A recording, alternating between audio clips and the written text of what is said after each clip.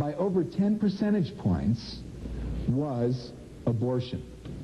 Abortion. Now, the next closest issue, what was it? You know, foreign policy, taxes, crime. The next closest issue, more than 10 percentage points behind abortion, was party affiliation. They were voting for Republican because they were sick of the mess the Democrats had gotten us into 4 years earlier. So number one issue was abortion. The vast majority of those people voted for Ronald Reagan. Now, how is that? I thought the media said that pro-life candidates lose. And we have safe coffee, safe, hygienically disinfected coffee. Very good. Well, that woman is a bimbo, right? You know that, of course. At least that's according to the Clinton administration. The Clinton administration. Oh, we have a safe coffee here. Safe coffee. Very good. Very clean. Very hygienic. Meaning it was painless. It's basically a 4-step plan, and 4-step plan, and it's just they sort of put them to sleep, relax them, get clear his muscles, and very, very safe coffee. Extra safe, well protected, AIDS-free, HIV-free coffee. Excuse me. Oh, and it's good. Boy, Phil must be here making the coffee. Now, shocking to some people. It could be shocking to some people. I'm not going to tell you about it yet. I'm not going to tell you about it yet, but soon. And then we have a yearbook. We have a yearbook we're going to be telling you about that is even more shocking. But, well, no, that might be more shocking than the yearbook. But one way or the other, people are going to be very interested in what's going on tonight. Oh, this women can't play baseball stuff. No, I think we better not talk about that right now, because I have a feeling there's a lot of calls that are pending on last night's show, and it might be a better idea to not introduce an entirely new controversial subject. So before we get to that, we're going to take more calls, and I have a letter here, I think I mentioned a few nights ago, from a local photographer. His first name is Paul. And I'd like to get to this letter also, but just in a little bit. No homosexuals touched this coffee, has they? No? Oh, okay. As long as it's homo-free. All right, let's take another call here. 1, 2. Caller, speak your mind. Hey, Bob. Howdy. What was the point of that guy in the back?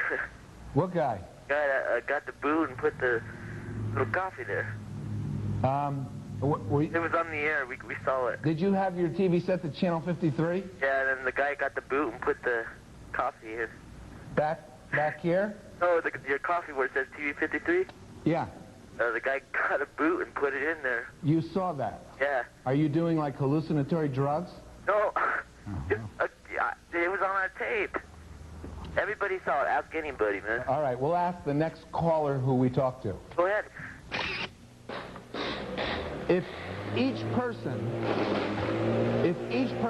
sold 5 others,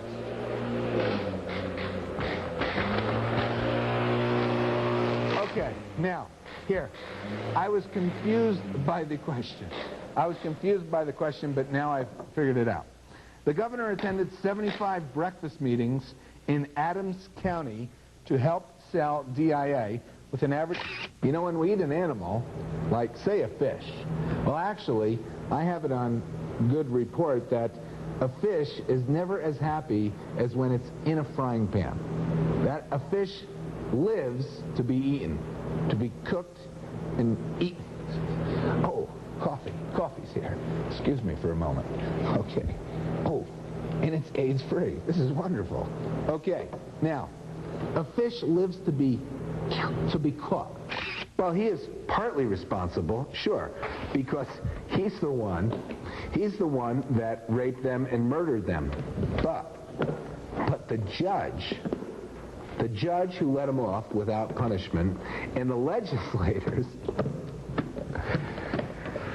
trying to have a serious show here, and the legislators who corrupted the law so that a man could sodomize a boy. And then in England, the Archbishop of Canterbury, spiritual leader of 70 million Anglicans. Now where 70 million Anglicans, where is C.S. Lewis when you need him? If this is true, if it's true that they did it because of a lunch today with Dick Sargent, and Dick Sargent was, he's of course running for governor. He's running for governor, and he wants to get the Republican nomination. Now, unfortunately, it seems it's hard these days to find a Republican candidate that's pro-life. Now, why has this happened? Because 4 years ago, in 1990, the media put forth a complete distortion. They said that pro-lifers lose elections. Well, I had a long discussion over lunch today with Dick Sargent. Marty Nalitz was there, KNUS talk show host, Dick Sargent's campaign manager, sorry. And I presented this argument that pro-lifers, true pro-life candidates, win elections overwhelmingly. And, okay, so the cowbelches, what do we have? We have $500,000 to study cow burps, and just imagine what it would be like for these people if Governor Roy Romer was not in office.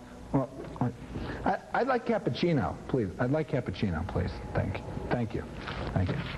So what would happen, coffee, what would happen if, I mean, for these poor people, if Governor Roy Romer was not in office? What could have been their fate? But thankfully for them, thankfully, oh. Can I see the machine, please? Even if the person is guilty, in O.J.'s case, guilty of murder. Now this is a terrible thing, but there was an interesting guest on Pat Buchanan's radio show. When was this? Today. In fact, today at 6:25 p.m. local time, it was tape delayed on KNUS radio. Pat Buchanan had a well-known, a popular defense attorney on the show, and he asked them this question. He said, you guys make it sound like it's a game. He said, you make it sound like it's a game. What about justice? Pat Buchanan asked this defense attorney.